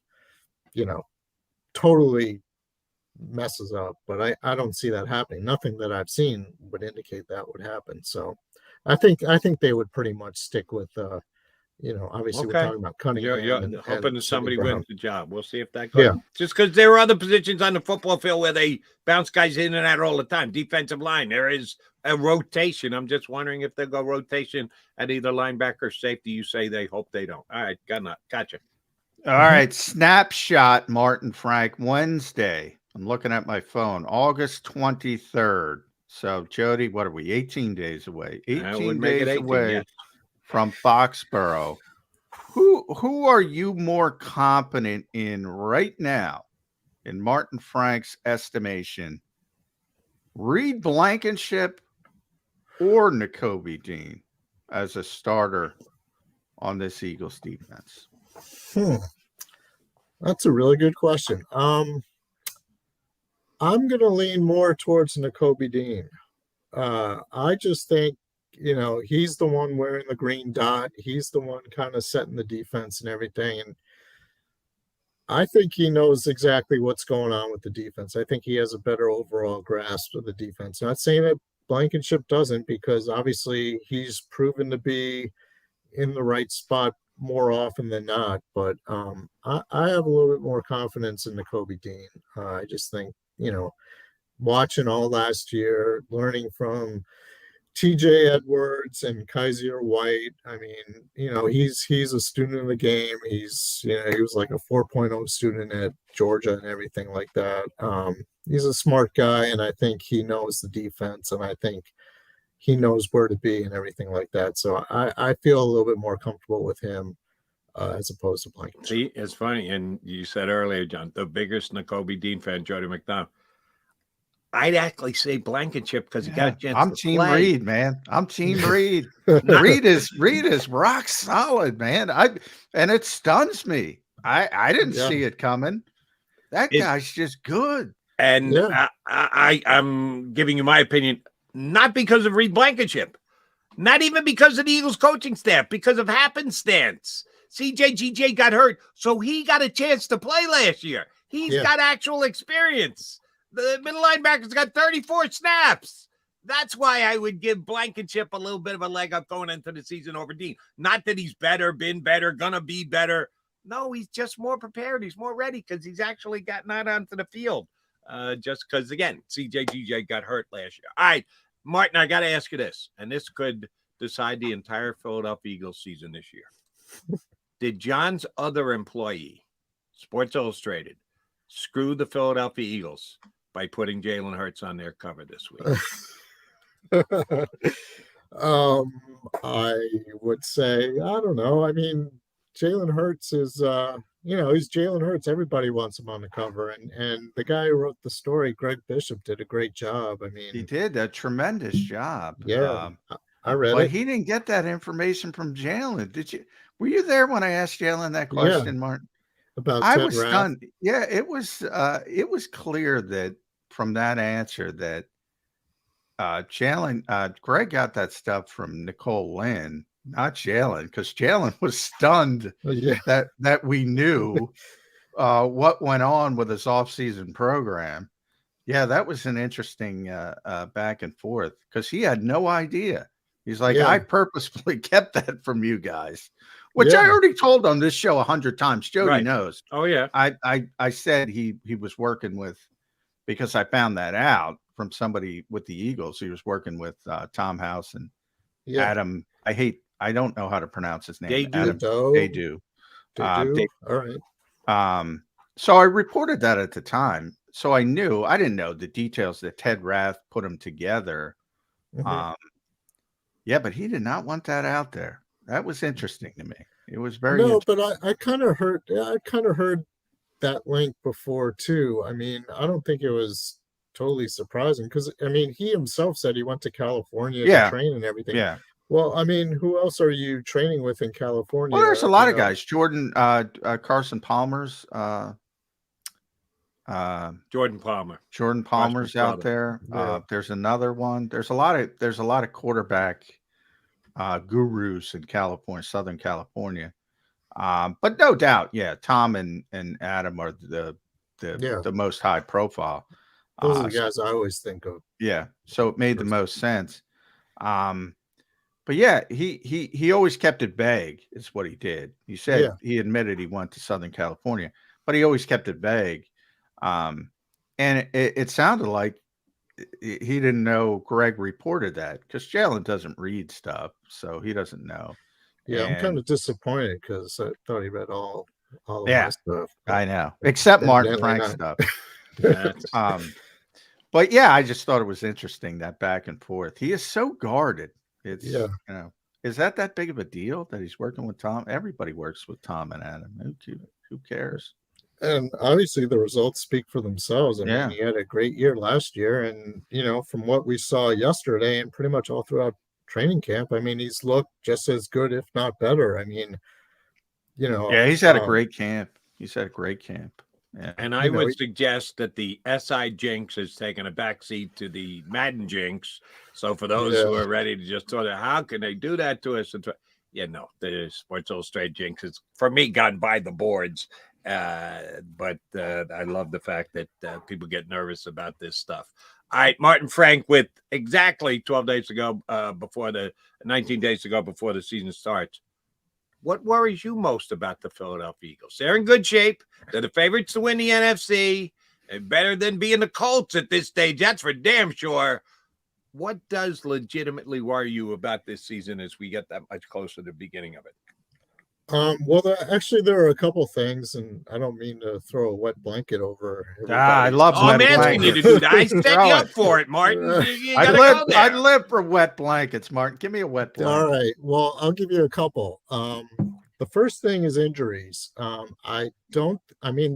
as talented, if not more so, than they have been in the past, but they're not as deep as they've been in the past. I mean, if you get an injury to an offensive lineman, for example, they're in big trouble. I mean, you look at the guys behind the 5 stars, and the 5 stars might be the best in the entire NFL. I mean, I don't think there's really much dispute about that, but who are your first backups? Let's say Kelsey goes down, you got to move Cam Jurgens over to center.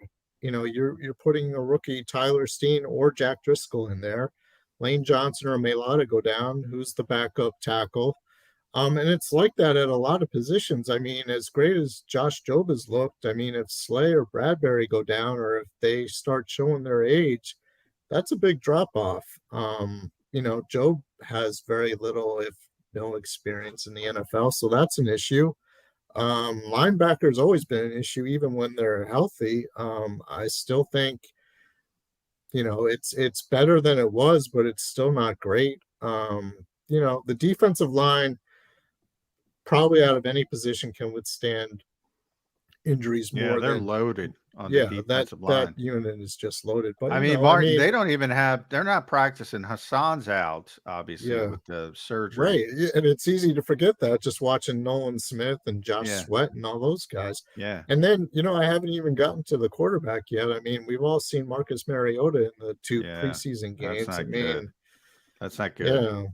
I mean, there are a lot of things that can go wrong, especially with injuries. And that's kind of like the biggest wet blanket. I don't think they have the depth that they had last year when guys went down, or even, 2017. I mean, they lost a ton of guys and, won the Super Bowl and everything. I think it's a lot, and for obvious reasons. I mean, you have so many limitations with the salary cap. You have to pay certain guys, including the quarterback and stuff, and you just can't add high-priced guys, to fill in your depth. You have to take some chances with young players, unproven players, veterans on low-cost deals who are on low-cost deals for a reason, So that's the biggest right there is injuries to certain spots, everything. I don't know if they can withstand that, but yeah, that's my biggest worry. All right. I like a good wet blanket. So I'm going to throw one back at you, a wet blanket. I'm not nearly as excited about this running back situation as most people seem to be. To me, and when everybody's talking about the fight yesterday, what's always interesting, Kenny Gainwell's involved, getting bullied by Zaire Franklin. But I say, look who's always the name on the field and high leverage. It's always Kenny Gainwell. But from this perspective, Martin, the Eagles are so situationally driven. They don't practice much normal sort of NFL, you get the kickoff at the 25 and you go to the drive. So being in those high leverage situations doesn't necessarily equate to being the guy who's going to run it the most. Is that where Rashad Penny fits? Can you get a feel for what the heck they're doing at the running back position? Because it's not as bad as safety opposite Reed Blankenship, which I don't know what they're doing. But running back, there's a lot of uncertainty. And I don't like uncertainty on August 23rd if I'm a football team. Yeah, I think it's probably going to be that way at running back. I think whoever gets the bulk of the carries, I'm really talking about three guys because, whether the fourth guy is Trey Sermon or Boston Scott, I don't think they're going to be a big part of this rotation. But it's basically, Penny, Swift, and Gainwell. And I think a lot of it's just going to be matchup driven. I think a lot of it's going to be who has the hot hand. And, I just think running back is a different position for the Eagles because that's the only position. Like Nick Sirianni came out and said, okay, these two are going to play in the first preseason game. These two are going to play in the second preseason game. I think he's just or Rashad Penny had to play in both. Yeah, I think Rashad's going to get the night off tomorrow, to be honest with you. So I think he's okay in that. But I think it's just one of those, like, week by week, it's going to change. I mean, the last couple of years, we knew it was going to be Miles Sanders, and if it worked, great. If not, you just throw the ball to AJ Brown and Devonta Smith and all that. But I think this year it's just going to be more of a field type of situation, depending on who the opponent is, depending on who has the hot hand. And it could be one week, it could be a DeAndre Swift week, and then the next week it could be Rashad Penny, and maybe Kenny Gainwell fits in there somewhere too. It's just going to be all up in the air, and it'll probably go week to week. That's kind of how I see it. Do we have faith that the new offensive coordinator, who's never done it before, he's been in the league for a while, he's an offensive coordinator in the Cleveland, do we have faith that he's the guy to make just the right call with just the right back for just the right matchup in the games early in the season?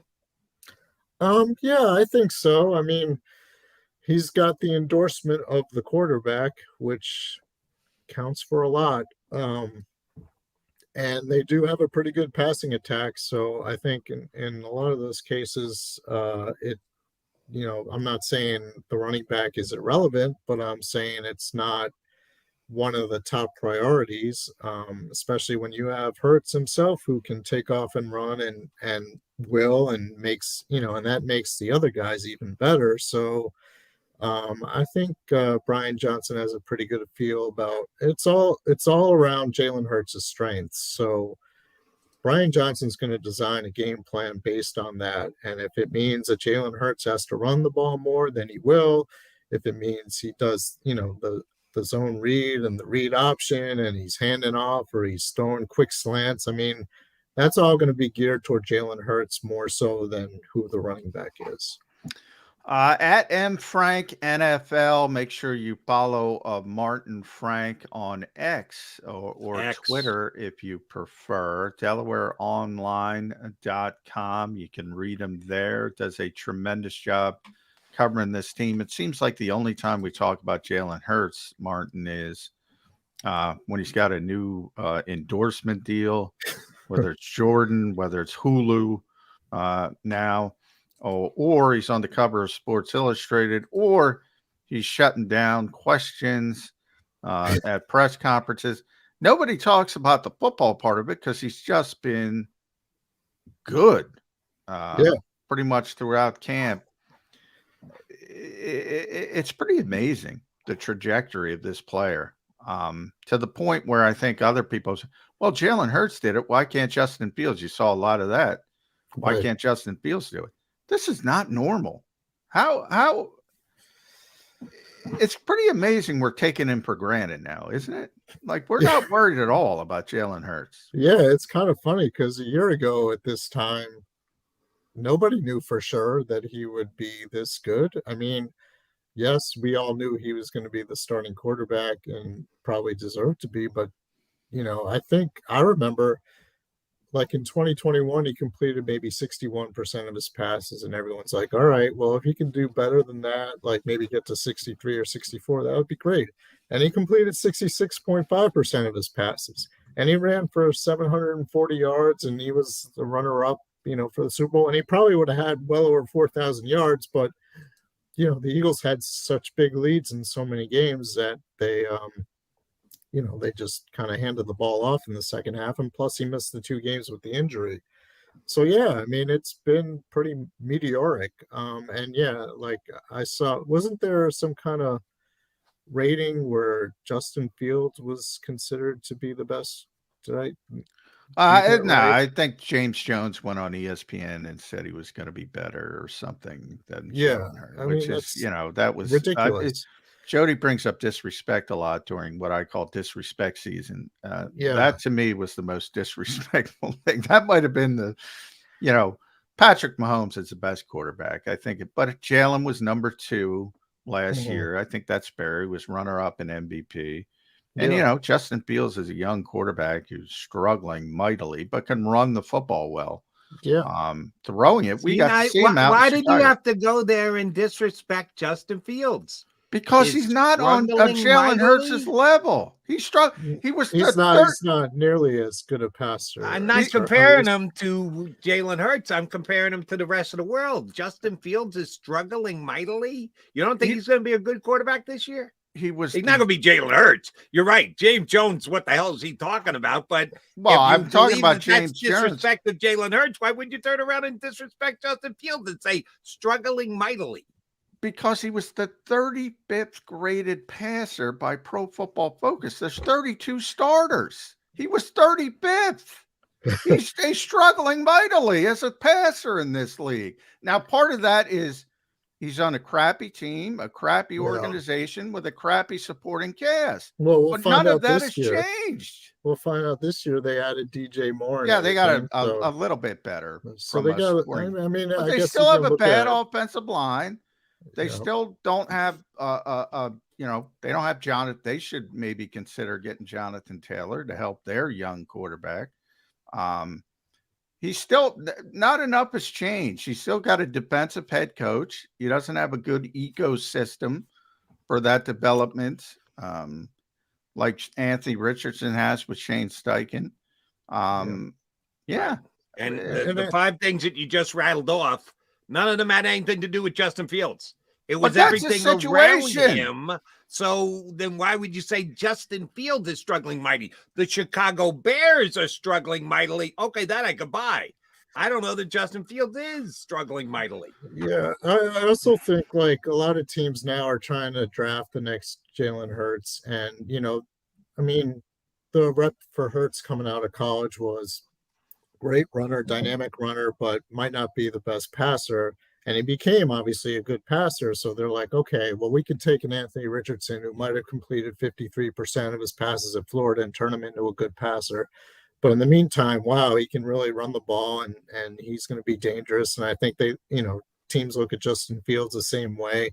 Like, yeah, he might not be the most accurate passer, but we can make him into an accurate passer like the Eagles did with Hurts. And I think that's kind of what you're seeing with a lot of these guys coming out of college right now is, they're all trying to kind of be like Jalen Hurts. And it's a question of whether, I'm not saying that you can definitely make a guy into Jalen Hurts, but, I think that also shows just how good Jalen Hurts has become as far as passing the ball and a dual threat, or as Jalen likes to call himself, a triple threat. Those other guys, Fields and Richardson, are still kind of works in progress, obviously. And, I think it's going to be pretty ugly for the Colts, actually, to be honest with you, because there's not much there either. Shane's got his work cut out for him.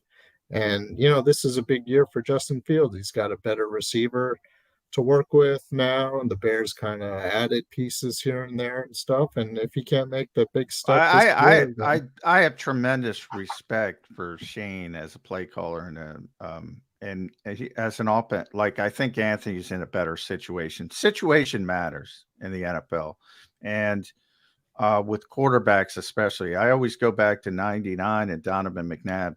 Like, if Andy Reid gets Tim Couch or Achilles Smith and somebody else from that draft, and Donovan McNabb has to go to their crappy situations, you might have a whole different thought process on those quarterbacks. Situation matters. And Jody's right. That's why I add the context. Justin Fields is in a bad situation. So that contributes to him struggling mightily, but he struggled mightily as a passer. He's 35th in the league as a passer in a 32-team league. That ain't good. No.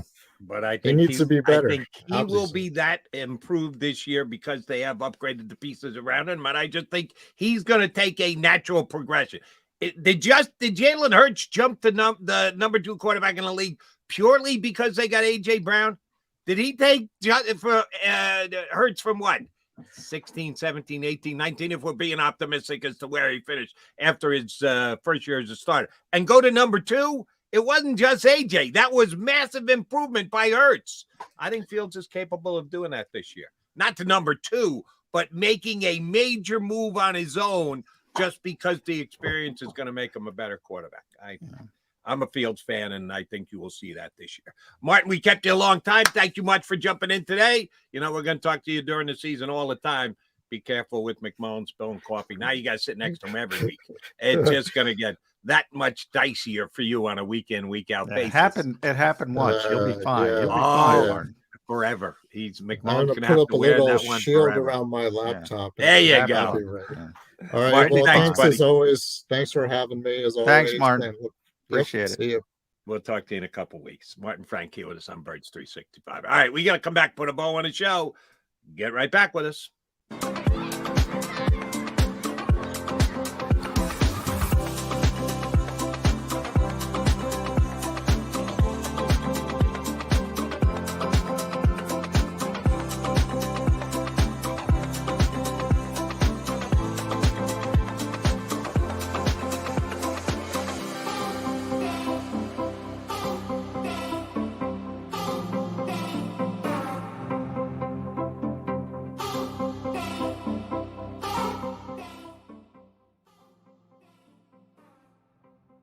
If you own a company and you're not producing a podcast, you're missing out. The public consumes messaging when they're ready. Join the professional podcast network of companies and let JAKIB Media Partners put you in the podcast arena. Come to our professional studio, or we'll come to your place of business and professionally produce your company podcast. Call JAKIB Media right now at 267-261-3428. 267-261-3428. Heading down the shore. Have a ball, one smoke. Here, imaginations run wild and time stands still. Because here, you can find the best of the Jersey Shore, all on one 5-mile island. So leave the old you behind and get lost in the woods. Wild, wild, wild wood days.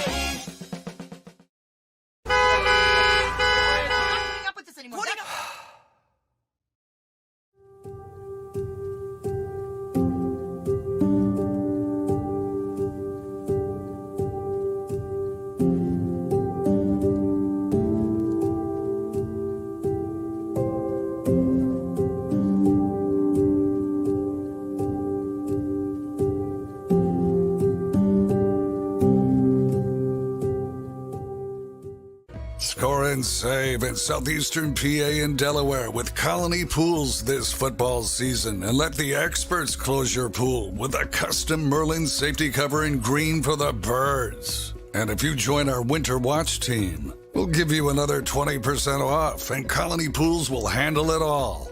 Keep your tiles on your pool, not in your pool. Fly with Colony right now, birds fans. Visit flywithcolony.com.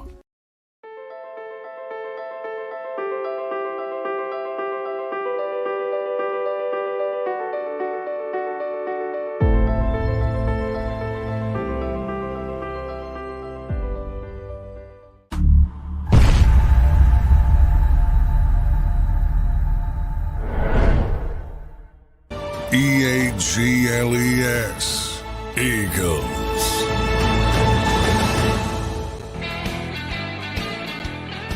I appreciate everybody streaming in. If you want to be kind, do the right thing, hit the like button on the way out the door for your Mac and Mac Bros here on Birds 365. All right, Johnny Mac, I got exit stage left. I got to go drinking.